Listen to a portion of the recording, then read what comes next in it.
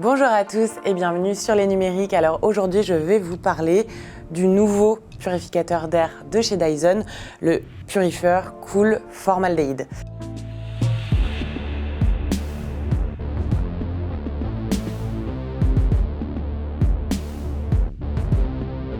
Alors ce purificateur d'air, si on le regarde comme ça de prime abord, il ne change pas vraiment des autres gammes de purificateurs de Dyson. Il fait office de ventilateur puisque les flux d'air sont dirigés vers l'avant et non vers le plafond comme c'est le cas sur le Xiaomi Mi 3H par exemple. Et donc il y a quand même pour effet de purifier bien sûr mais aussi de rafraîchir, ce qui n'est pas désagréable en été. Alors voilà, comme ça de prime abord, il ne change pas trop.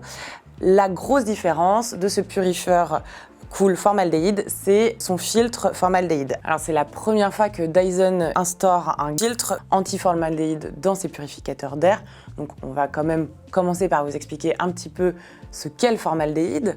Alors c'est un gaz nocif qui est normalement incolore, inodore et qui prend place dans finalement nos vies au quotidien puisqu'il se retrouve dans des revêtements, dans des textiles, même dans certaines peintures.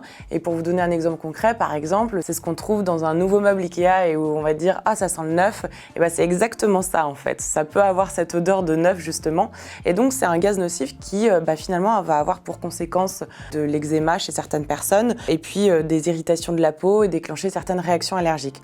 Donc voilà, vous l'aurez compris, c'est quelque chose qu'on a envie d'éviter, que Dyson a voulu justement mettre en place sur ses purificateurs d'air pour non seulement le capturer, ce gaz, mais aussi le détruire. On va vous expliquer comment est-ce qu'on le détruit.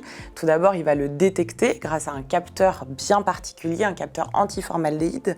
Et donc, suite à cette détection, il a mis au point un filtre permanent, qui est le filtre donc anti-formaldéhyde, que l'on retrouve ici, qui est bien différent des autres filtres classiques d'un purificateur d'air. Donc ce filtre anti-formaldéhyde, il a un revêtement bien particulier qui va lui permettre de décomposer ce gaz au niveau moléculaire pour le transformer en minuscules particules d'eau, invisibles à l'œil nu, et donc de détruire complètement ce gaz nocif. Et il ne se change pas puisque c'est un filtre dit d'oxydation catalytique. À côté de ça, on retrouve les filtres classiques d'un purificateur d'air avec le filtre HEPA, le filtre à charbon actif et le pré-filtre. Le filtre HEPA, lui, il est en mesure de capturer des particules fines d'une taille de 0,1 micromètre. Donc pour tout vous dire, c'est ce qui est de l'ordre du pollen, en tout cas des poussières tellement fines qu'elles sont invisibles à l'œil nu. Ces filtres, il faut les changer au bout d'un moment, comme dans tout purificateur d'air. Selon votre utilisation, ce sera tous les 6 mois à 1 an. Donc encore une fois, en fonction de l'utilisation que vous en avez. Donc voilà pour ce qui est des filtres.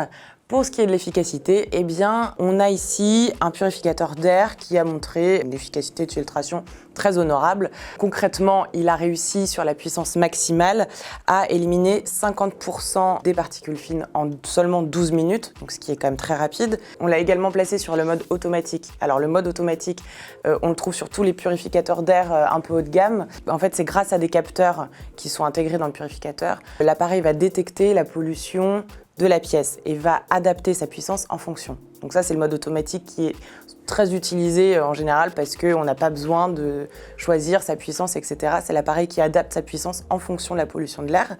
Et donc, sur ce mode automatique, il a réussi à capter 50% des particules fines en 37 minutes.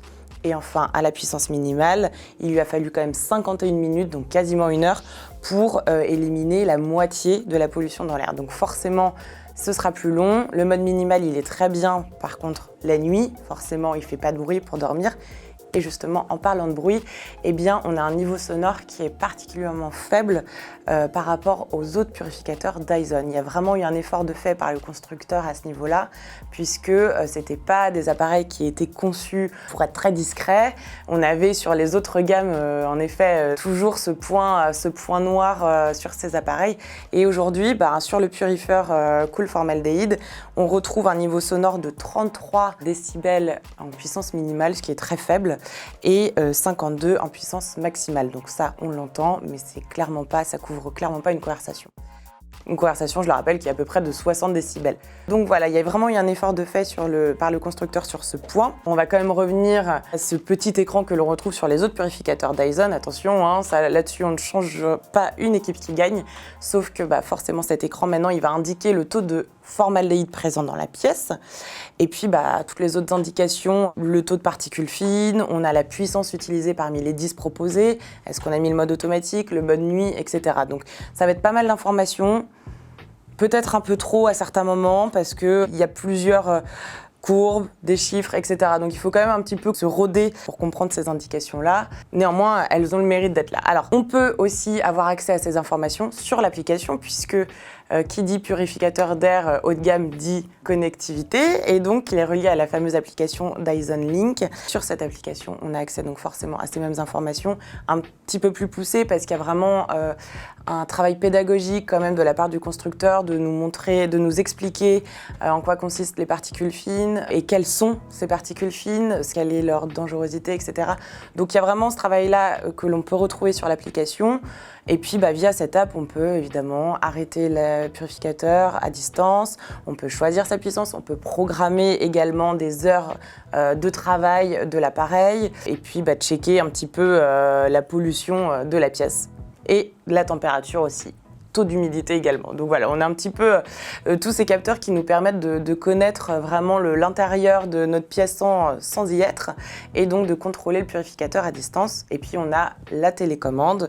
Cette télécommande-là, elle nous permet de faire tout ce qui est basique en termes de fonctionnalité. Donc pareil, choisir la puissance, le mode automatique. Il est aussi possible, ça je ne l'ai pas dit, ce qui est possible sur l'application aussi, de faire osciller son purificateur d'air à 45, 90, 180 et 350 degrés. Donc voilà, l'utilisateur peut vraiment faire un tour complet s'il le souhaite. Là aussi, c'est assez agréable pour le côté ventilateur. Donc voilà, on a ici de toute façon un purificateur d'air qui est particulièrement complet. On n'a pas grand chose à redire, mis à part en point négatif, on a quand même dit qu'il prenait de la place parce que comme vous l'avez remarqué, il est très haut. Forcément, il ne sera pas des plus discrets dans votre salon, mais ça c'est un parti pris.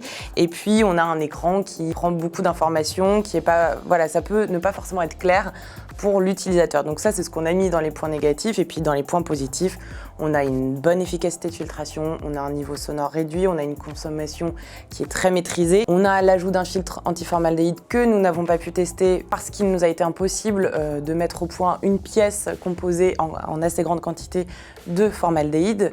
Néanmoins, ce filtre permanent a été testé par l'Institut Pasteur et par les laboratoires Dyson. On reviendra vers vous plus tard dans nos colonnes de la rubrique maison pour vous parler un petit peu plus en détail des tests qui ont été effectués pour justement mettre au point ce filtre anti-formaldéhyde. Toujours est-il qu'elle mérite d'être présent et qui peut être un vrai plus pour les personnes justement qui recherchent à éviter ce gaz nocif. Et puis on a une application qui est toujours aussi riche, qui nous permet d'avoir accès à plusieurs fonctionnalités. Donc pour 649 €, ce Purifer Cool Formaldéhyde a récolté la note de 5 étoiles. Si vous voulez avoir plus de détails sur sa consommation, son efficacité de filtration, son niveau sonore ou que sais-je, vous pouvez vous rendre sur son test complet à la rubrique maison des numériques. Et puis moi je vous dis à très bientôt.